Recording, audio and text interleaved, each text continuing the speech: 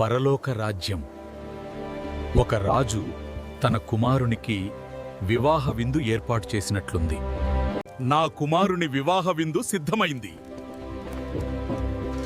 అన్నీ సిద్ధంగా ఉంచండి. రాజు, విందు సిద్ధమైంది. వివాహ విందుకు రావలసిందిగా పిలుపు. వారు ఆహ్వానాన్ని తేలికగా తీసుకుని ఒకడు తన పొలానికి, మరొకడు తన వ్యాపారానికి వెళ్ళిపోయాడు. మాకు ఈ పిలుపు అవసరం లేదు, ఇక్కడి నుంచి వెళ్ళిపోండి. ఆ దుష్టులను శిక్షించండి. నా సైన్యాన్ని పంపండి. వివాహ విందు సిద్ధంగా ఉంది, కానీ పిలువబడిన వారు యోగ్యులు కాలేదు. మార్గాలలోకి వెళ్లి అందరినీ పిలవండి. రండి.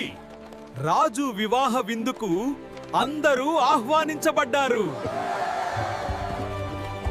అక్కడ ఉన్న ఆ మనిషి, అతనికి వివాహ వస్త్రము ఎందుకు లేదు?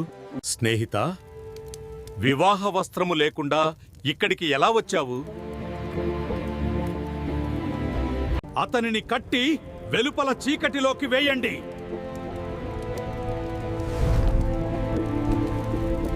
ఎందుకంటే పిలువబడిన వారు అనేకులు, కాని ఎంపికైన వారు కొద్దిమంది.